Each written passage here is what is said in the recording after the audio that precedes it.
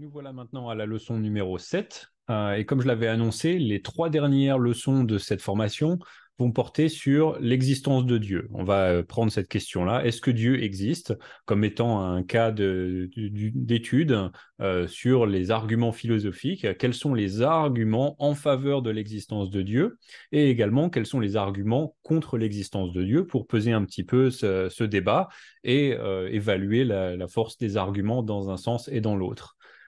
Et pour commencer, on va prendre sur ce cours-là l'exemple des arguments qui ont été offerts par deux philosophes célèbres qui ont discuté de l'existence de Dieu, qui eux ont cherché à établir l'existence de Dieu, qui sont Thomas d'Aquin, donc philosophe du Moyen Âge, et René Descartes, philosophe plus moderne. Tous deux ont offert des arguments qui sont devenus assez célèbres sur l'existence de Dieu. Et donc on va commencer par regarder ces arguments-là. Alors, je précise, alors évidemment, moi, je suis un chrétien, je suis un théiste, donc j'affirme l'existence de Dieu.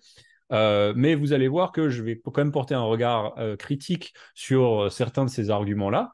C'est pas parce qu'on affirme une conclusion qu'on doit forcément trouver tous les arguments offerts en support à cette conclusion convaincants.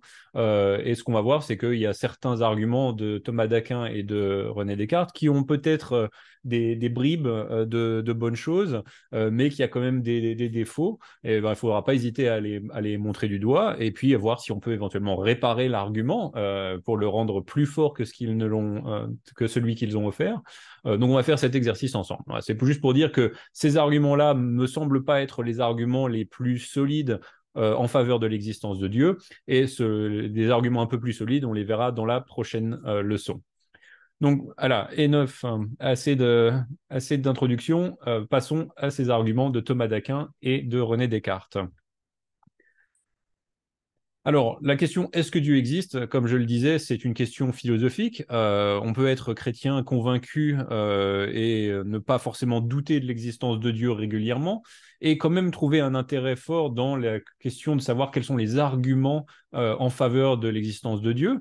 Et donc, je ne sais pas, vous, si vous avez déjà réfléchi beaucoup à savoir quels sont les arguments, quelles sont les raisons qu'il y a de croire que Dieu existe. Peut-être que votre croyance en Dieu est plus éduquée par votre expérience et par votre éducation. Mais c'est un très bon exercice de se poser la question, quelles sont les raisons de penser que Dieu existe? Et également de se poser la question, quelles sont les raisons de penser que Dieu n'existe pas, puisque l'examen des arguments opposés à l'existence de Dieu permet probablement de vous faire un point de vue plus éduqué sur la question et éventuellement de gérer vos doutes personnels également.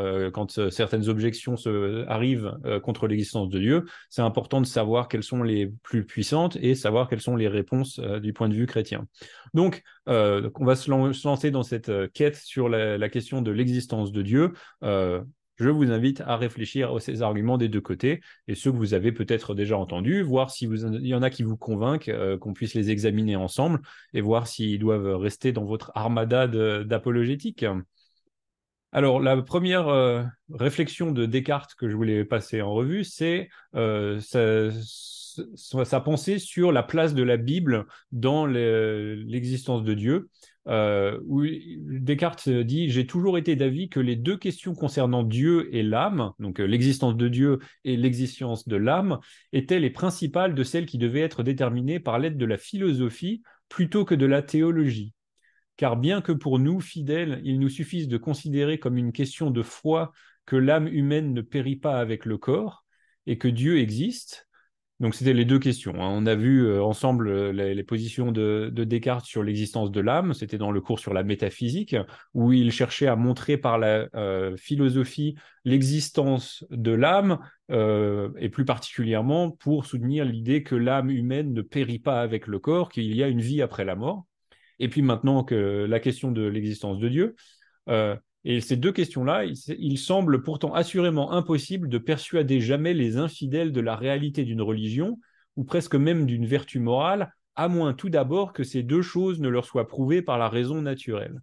Donc il dit, nous en tant que croyants, on est d'accord que Dieu existe et qu'il est possible de vivre après la mort, puisque l'âme est une réalité, mais si on cherche à convaincre quelqu'un qui n'est pas encore un croyant, un infidèle, de la réalité de la religion, la plupart du temps, il faut commencer par ces deux questions-là, leur montrer que Dieu existe et qu'il est possible de vivre indépendamment du corps, qu'il y a bien une âme dans la personne humaine. Donc, il dit que juste présupposer la vérité de la Bible, ça va entre chrétiens, mais si on cherche à convaincre quelqu'un qui n'est pas déjà convaincu de la vérité de la Bible, eh bien, ce serait un raisonnement circulaire de dire, bah, c'est la Bible qui me l'a dit. Il dit, ça présupposerait l'existence de Dieu pour montrer l'existence de Dieu, et c'est pas ce qu'on veut faire dans notre raisonnement.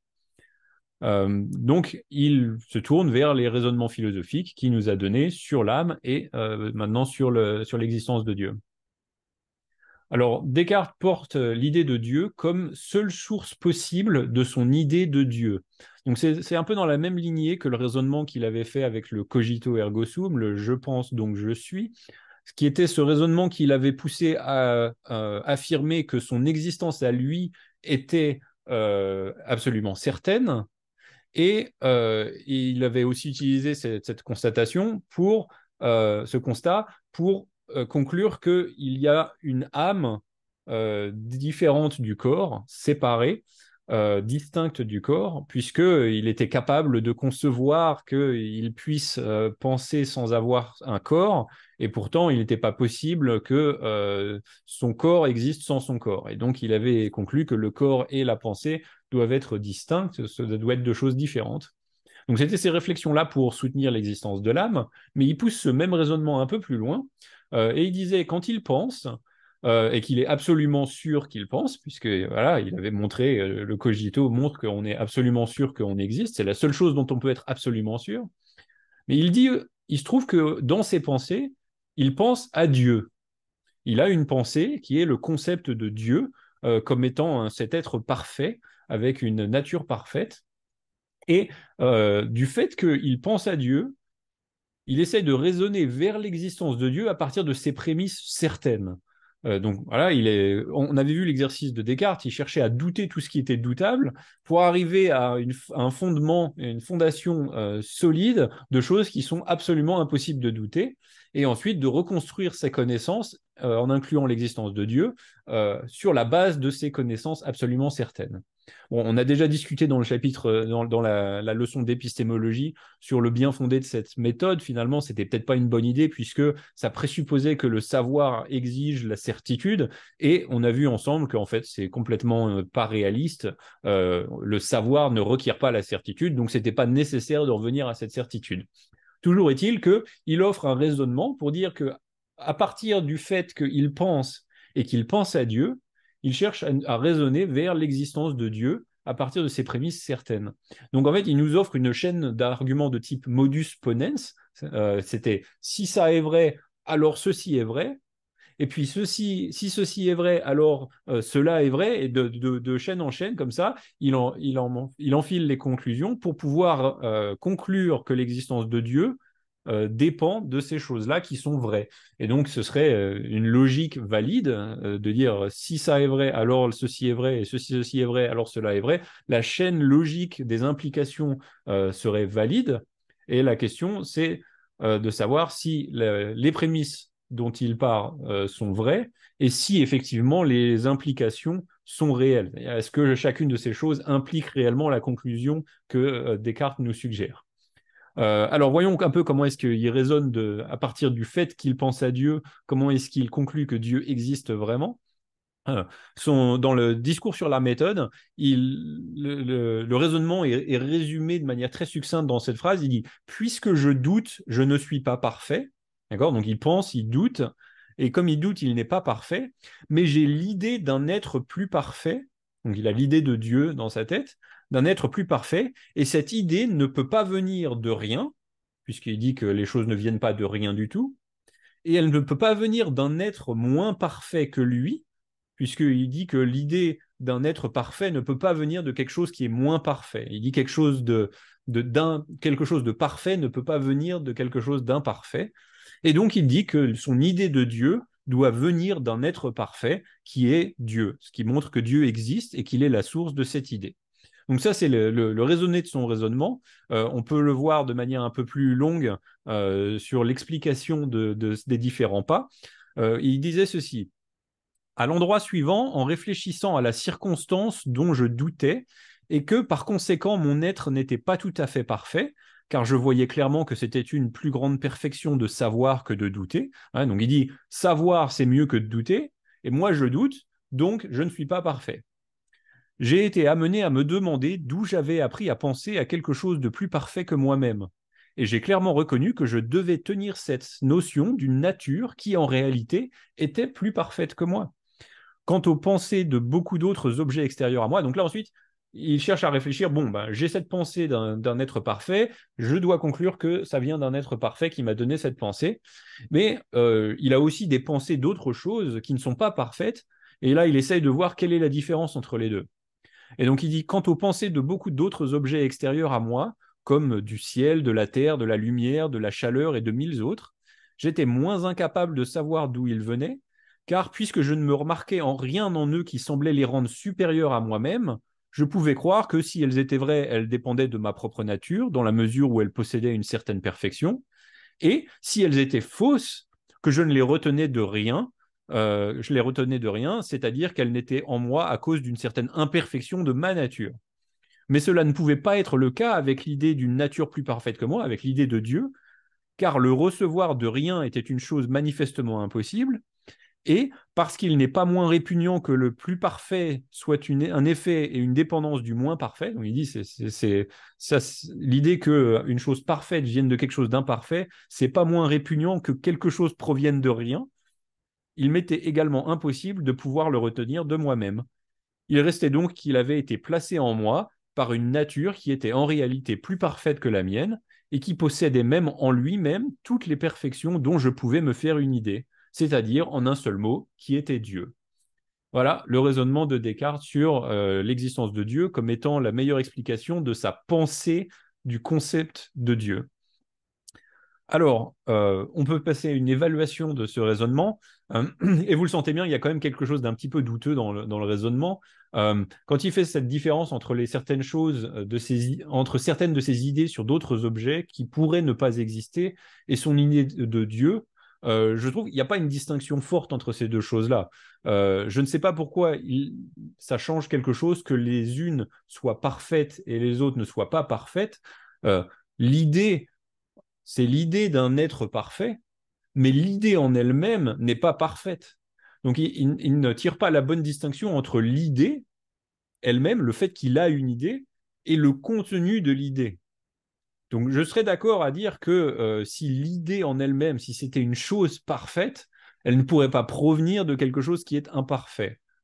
Mais l'idée en elle-même n'est pas parfaite, c'est juste que c'est une idée qui contient le concept de perfection. C'est l'idée de la perfection, mais ce n'est pas une perfection en elle-même.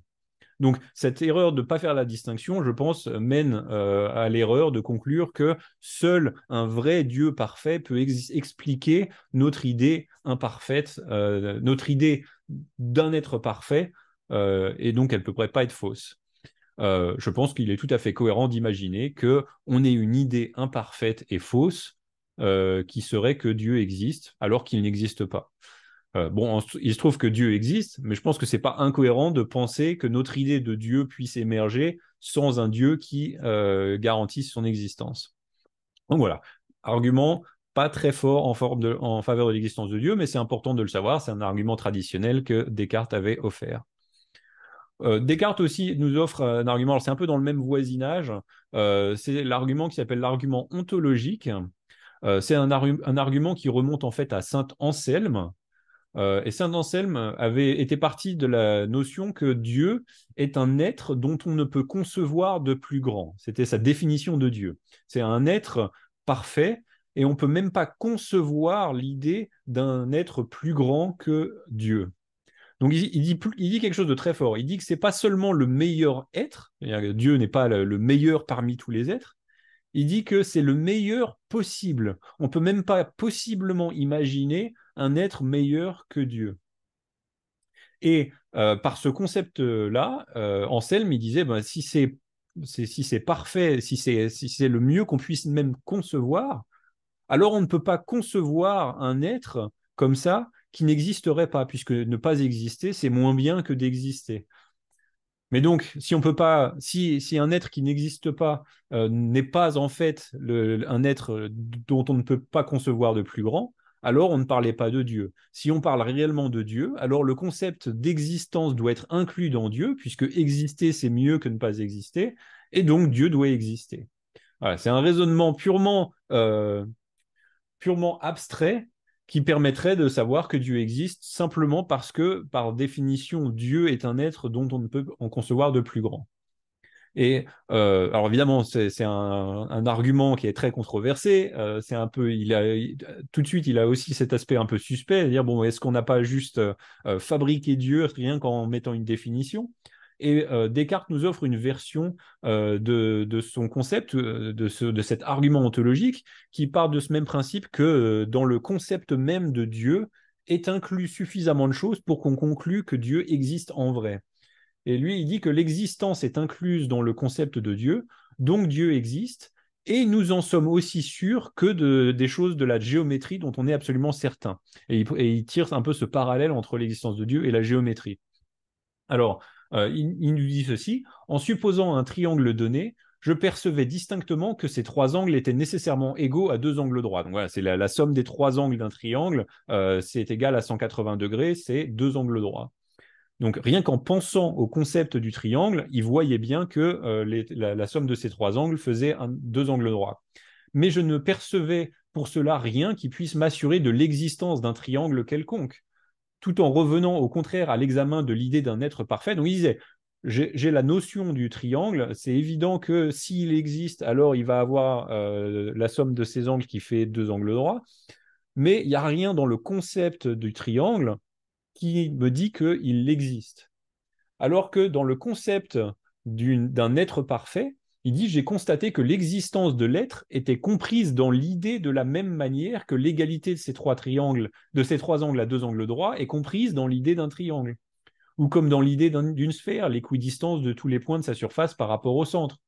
Ou même plus clairement encore, et que par conséquent, il est au moins aussi certain que Dieu, qui est cet être parfait, est ou existe que toute démonstration de géométrie peut l'être. Donc il disait, dans le concept du triangle, il y a le fait que ces trois angles font deux angles droits, mais il n'y a pas dedans le concept qu'il existe. En revanche, dans le concept d'un être parfait, il y a le fait qu'il existe, et par conséquent, on peut être certain qu'il existe. Donc voilà, encore une fois, un raisonnement un petit peu suspect. On sent bien qu'il y a quelque chose de bizarre de pouvoir juste démontrer l'existence de Dieu rien qu'en réfléchissant au concept de Dieu. Maintenant, cet argument a été quand même rénové de manière plus récente. Il y a des philosophes très sérieux qui ont essayé de le formuler de manière rigoureuse, et c'est pas forcément évident de savoir où est-ce que l'argument se trompe. Euh, Bon, c'est un argument assez limité, c'est un intéressant que je vous soumets, et voilà. Et c'est pas forcément un argument très efficace pour convaincre un athée, mais c'est un raisonnement philosophique important qu'il fallait couvrir. Alors voilà les contributions de Descartes sur l'existence de Dieu. On va se tourner maintenant sur les contributions de Thomas d'Aquin. Et Thomas d'Aquin, lui, de manière célèbre, offert ce qu'il appelait les cinq voies, les cinq chemins pour mener à l'existence de Dieu. Et c'était donc cinq raisonnements, cinq arguments pour affirmer l'existence de Dieu. Alors, en préambule de ces cinq voies qu'il listait, il discutait quand même de la question de savoir pourquoi est-ce qu'on offre des arguments? Est-ce qu'on peut montrer que Dieu existe? Et Thomas d'Aquin, dans ses écrits, il procède comme ça, il affirme des choses, ensuite il suggère des objections à ce qu'il vient de dire, et ensuite il répond à ces objections. C'est très philosophique comme approche, c'est vraiment fondamental. Les philosophes, même contemporains, doivent procéder comme ça, c'est-à-dire on affirme quelque chose, ensuite on considère les objections, et on répond aux objections. Et donc, Thomas d'Aquin, il posait la question, est-ce que l'existence de Dieu peut-elle même être démontrée avant même que j'essaie de le faire? Est-ce que c'est pas futile? Est-ce que ça ne devrait pas être plutôt un article de foi? Et donc, il formule cette objection comme ceci. Il dit, objection, il semble que l'existence de Dieu ne puisse être démontrée, car c'est un article de foi que Dieu existe.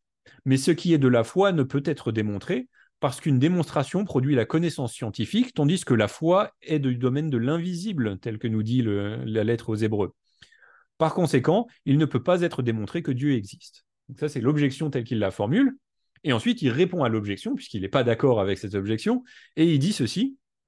L'existence de Dieu et d'autres vérités semblables sur Dieu, qui peuvent être connues par la raison naturelle, ne sont pas des articles de foi, mais sont des préambules aux articles. Car la foi présuppose la connaissance naturelle, de même que la grâce présuppose la nature. Et la perfection suppose quelque chose qui peut être perfectionné. Néanmoins, rien n'empêche un homme qui ne peut saisir une preuve d'accepter comme une question de foi quelque chose qui en soi est capable d'être scientifiquement connu et démontré. Donc on pourrait accepter l'existence de Dieu purement par la foi, mais il se trouve qu'on peut aussi la démontrer par la philosophie. Alors, petite parenthèse sur ce que signifie la foi dans le milieu chrétien. J'ai envie de dire que la foi, c'est pas forcément quelque chose d'aveugle. La foi, c'est simplement la confiance. Quand on dit qu'on est sauvé par la foi en Jésus, on affirme en fait qu'on est sauvé par la confiance en Jésus. On se repent de nos péchés et on place notre foi, notre confiance en Jésus pour le pardon des péchés. Mais ça ne veut pas dire que cette confiance, elle est aveugle ou pas justifiée. De la même manière qu'on pourrait dire j'ai confiance en ma femme, je ne suis pas en train de dire que je navigue dans le noir, je ne sais pas si elle existe, mais je place ma confiance aveugle dans ma femme. Non, j'ai de très bonnes raisons de penser qu'elle existe et qu'elle est digne de confiance. De la même manière, un chrétien peut tout à fait avoir des très bons raisonnements philosophiques et scientifiques pour montrer que Dieu existe, pour avoir une bonne confiance dans le fait qu'il existe, et ensuite placer sa foi en Dieu pour le salut sur la base de ces bons raisonnements, sur la base de notre connaissance que Dieu existe. Donc, pas sur la base d'une foi aveugle. Donc, c'est un petit peu une équivocation ici sur le terme foi qui peut avoir des sens différents. Alors, regardons un peu les 5 voies de Thomas d'Aquin, ces fameuses façons qu'il avait de raisonner vers l'existence de Dieu. La première voie, c'est l'argument du mouvement avec Dieu en premier moteur non mu. Alors en français, ça fait un peu bizarre. En gros, Dieu, c'est celui qui bouge, mais qui n'est pas bougé. Alors le raisonnement de Thomas d'Aquin, c'était celui-ci. Il disait, les choses sont en mouvement. C'est quelque chose qu'on observe de manière évidente. On voit qu'il y a des choses qui sont en mouvement. Et il disait, tout ce qui est en mouvement est mu par autre chose. Donc tout ce qui est effectivement en mouvement a été mis en mouvement par quelque chose d'autre. Et puis ensuite, cette autre chose, elle est également mue par quelque chose d'autre, et ainsi de suite. Donc, ils forment une série de choses qui se font bouger les unes aux autres. Celle-là, elle fait bouger celle-là, qui fait bouger celle-là, qui fait bouger celle-là, etc. Mais il dit, quand on considère cette série de choses qui sont mises en mouvement, la série ne peut pas continuer indéfiniment, puisque c'est un principe logique qu'il apporte en plus, qui est qu'on ne peut pas avoir une série infinie de choses qui continuerait sans fin, puisqu'on a un ensemble de choses qui doit être fini. Donc, la série de choses qui se mettent en mouvement parce qu'elles sont mises en mouvement par quelque chose d'autre doit s'arrêter à un moment.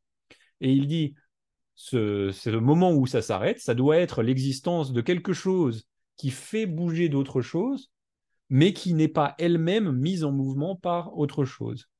Et il dit, ce premier bougeur, ce moteur non mu, c'est ce que nous appelons Dieu dans la foi chrétienne. Voilà. Donc c'est une première façon de se diriger vers l'existence de Dieu, c'est-à-dire il y a les choses qui bougent, toute chose qui bouge est mise en mouvement par une autre, mais cette série de choses qui sont mises en mouvement ne peut pas être infinie, elle doit s'arrêter à un moment, et cette première cause, ce premier moteur non mu, c'est ce qu'on appelle Dieu. En tant que créateur, il a créé l'univers et mis les choses en mouvement. Voilà, je ne vais pas trop commenter sur l'évaluation de cet argument. Je vous laisse réfléchir à savoir si vous trouvez que ces prémices sont convaincantes et la logique s'ensuit, c'est-à-dire que la conclusion s'ensuit de ces prémices. Simplement pour dire que ce type de raisonnement a été adapté aussi de manière contemporaine pour des formulations plus rigoureuses peut-être ou plus modernes, plus contemporaines de ce type d'argument, et on en verra des similaires dans le prochain cours. La seconde voie de Thomas d'Aquin, c'est un deuxième argument en faveur de l'existence de Dieu, c'est l'argument des causes. Alors c'est un peu similaire à la première voie. C'est un argument qui place Dieu en cause non causée. Donc dans la première voie, on voyait Dieu en moteur non mu, et dans la seconde voie, on voit Dieu en cause non causée. Donc il a un type de raisonnement qui est assez similaire ici. Il dit, on observe que les causes sont ordonnées en série. C'est-à-dire qu'il y a des choses qui sont causées par d'autres. Donc là, il ne parle plus uniquement du mouvement, il parle d'une cause. Donc il y a quelque chose qui est causé par une autre, etc. Et il dit, comme on a cette série, le problème, c'est que rien ne peut être auto-causé.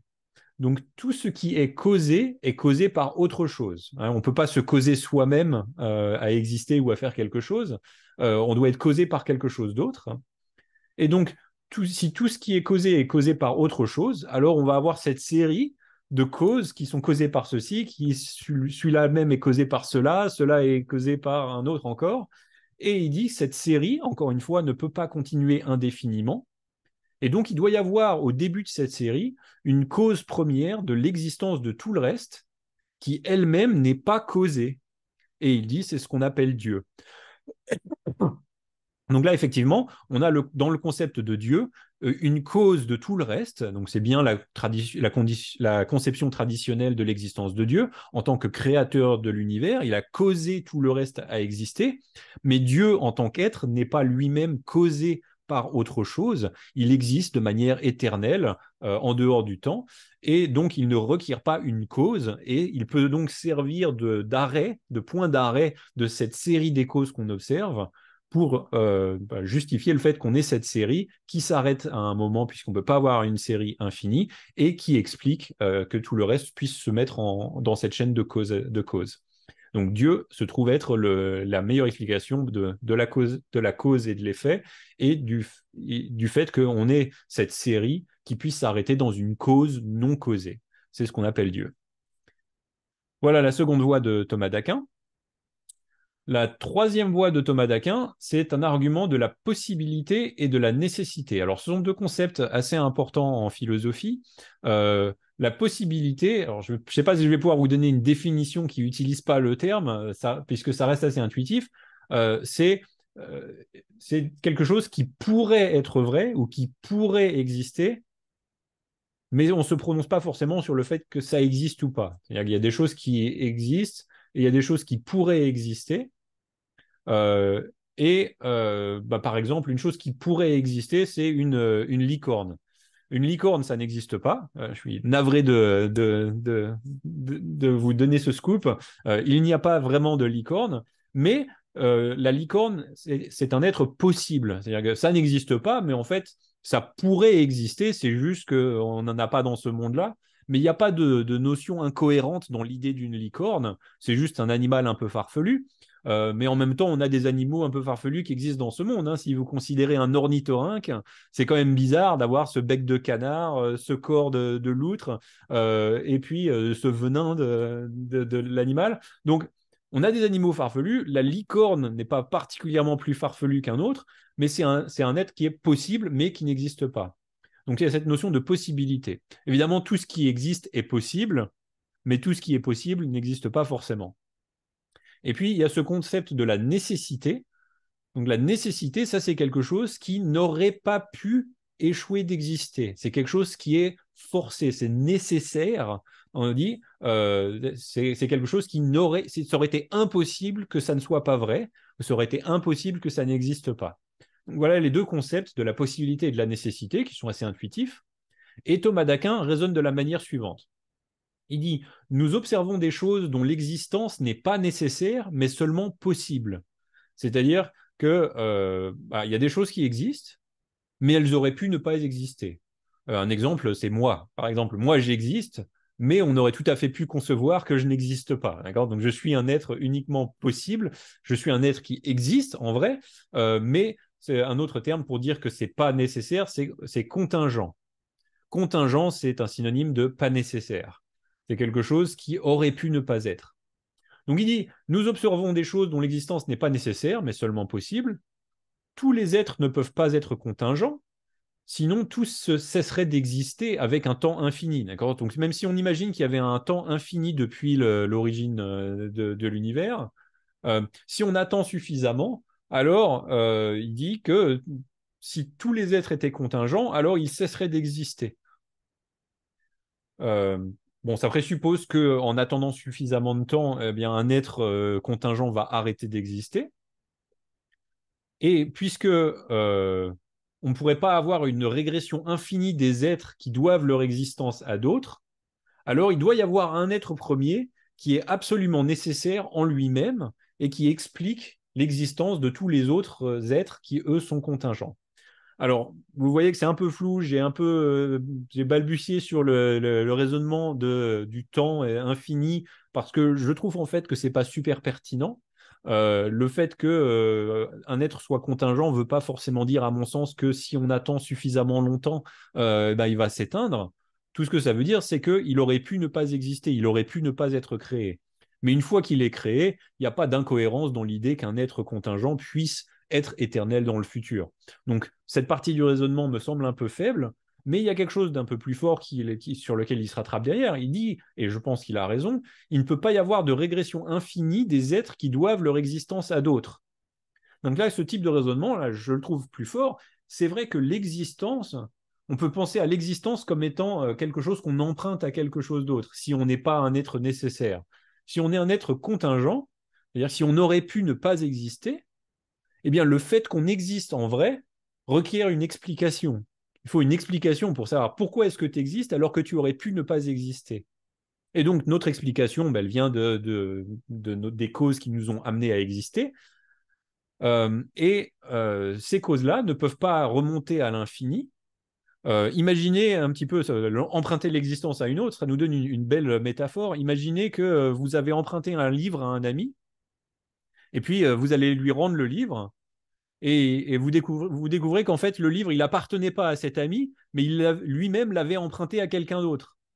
Alors, vous allez voir l'autre personne pour lui rendre le livre, il dit non, non, je l'ai emprunté de quelqu'un d'autre, et je l'ai emprunté de quelqu'un d'autre. Et à chaque fois que vous remontez à une des personnes qui a prêté ce livre, il vous dit qu'il l'a emprunté de quelqu'un d'autre.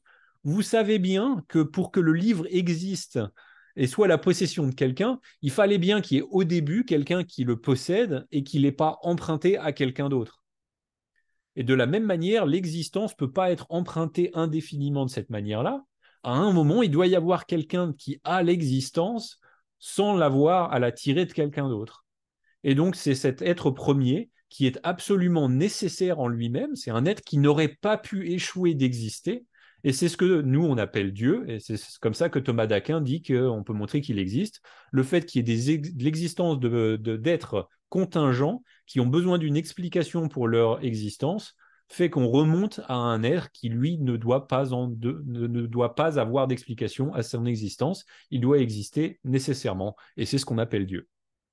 Donc voilà la troisième voie de Thomas d'Aquin. On passe à la quatrième. Alors la quatrième voie de Thomas d'Aquin, c'est un argument qui se base sur la gradation des choses. Donc là, il y a des grades de certaines choses, il y a des degrés de certains concepts.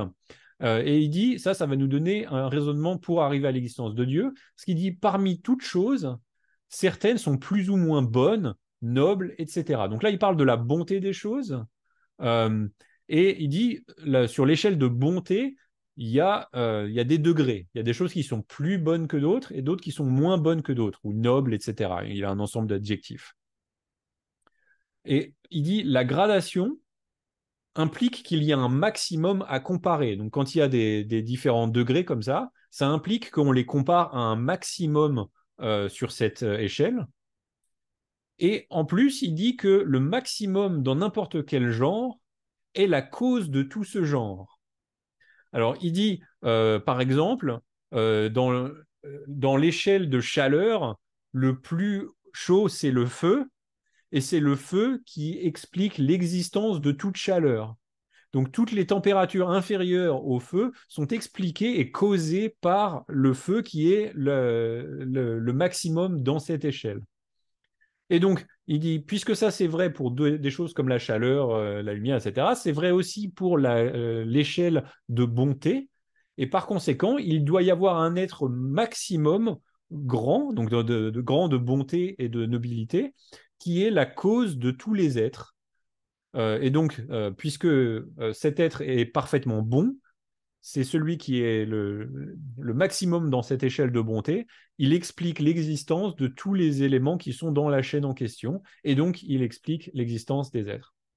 Alors, vous voyez bien que je suis un peu sceptique de certains de ces pas dans le raisonnement, parce que d'abord, je ne pense pas que le feu soit à la plus haute température possible, je ne pense pas que toute la chaleur soit explicable par le feu, et de la même manière, je ne pense pas qu'on puisse justifier cette idée que dans une chaîne, dans une échelle, le maillon le plus fort existe forcément. Alors, je pense qu'il y a des exemples qu'on pourrait imaginer d'échelles dans lesquelles il n'y a pas de borne supérieure et qu'en plus, cette borne supérieure n'est pas forcément la cause de tous les êtres qui sont inférieurs dans cette échelle. Cette prémisse me semble tout à fait suspecte. Donc voilà, je suis un peu suspect, je suis douteux de cet argument, mais c'est la quatrième voie de Thomas d'Aquin pour montrer que Dieu existe. Alors, je montre encore du doigt, encore une fois, il est dans ce voisinage, l'argument moral que l'on avait vu dans la classe sur l'éthique, ça se rapproche un petit peu à ça. C'est l'observation du fait qu'il y a du bon et du mal et que Dieu doit, dans un sens, servir de fondement de l'existence de ces choses qui sont plus ou moins bonnes, plus ou moins morales. Il doit servir comme étant le point d'ancrage des valeurs morales objectives. Cette formulation-là de l'argument, on l'avait vu dans le cours sur l'éthique, elle est défendue de manière sérieuse par des philosophes aujourd'hui, et on ne peut pas dire que c'est le même argument que Thomas d'Aquin, mais on peut voir que c'est dans le voisinage de l'observation d'une échelle de choses bonnes ou nobles. Donc cette prémisse est utile quand même dans les raisonnements qui nous mènent vers l'existence de Dieu.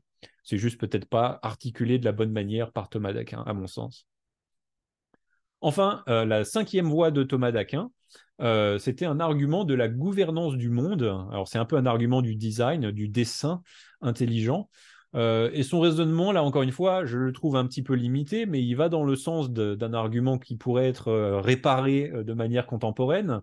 Il disait, toutes les choses dans la nature opèrent vers une fin quelconque, même sans conscience. Donc, même les choses qui n'ont pas de conscience elles-mêmes, les objets inconscients, opèrent vers une fin en soi. Donc, j'ai mis l'idée d'une flèche vers la cible. La flèche n'a pas de conscience, mais elle opère vers une fin, vers une cible en soi. Et il dit rien de ce qui manque de conscience. Donc rien, aucun des objets qui n'ont pas de conscience ne tendent vers un but, à moins qu'il ne soit sous la direction de quelqu'un avec une conscience.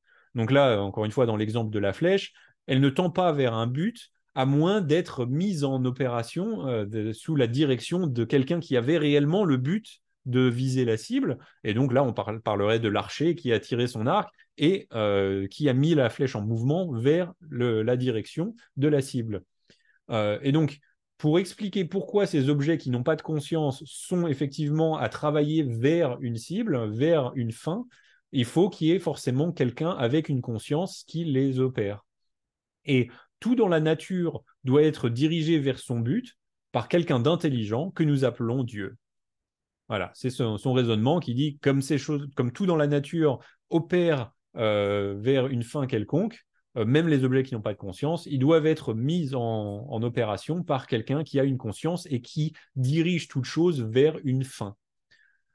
Voilà. Alors, encore une fois, je le trouve un peu limité cet argument. On verra que aujourd'hui, il y a quand même des arguments sur le dessin intelligent qui sont tout à fait défendus de manière rigoureuse. Et on les verra là, on en verra au moins un dans la prochaine leçon. Mais tel que Thomas d'Aquin l'a formulé, c'est peut-être un petit peu fragile. Voilà, donc ça conclut notre revue des arguments de Thomas d'Aquin et de René Descartes sur l'existence de Dieu. Vous pouvez en apprécier certains, vous pouvez en réparer certains d'autres. Je l'avais annoncé au début, c'est peut-être pas forcément les arguments les plus puissants sur l'existence de Dieu, et on verra dans la prochaine leçon quels sont les arguments contemporains les plus puissants qui sont offerts par des philosophes aujourd'hui pour soutenir l'existence de Dieu.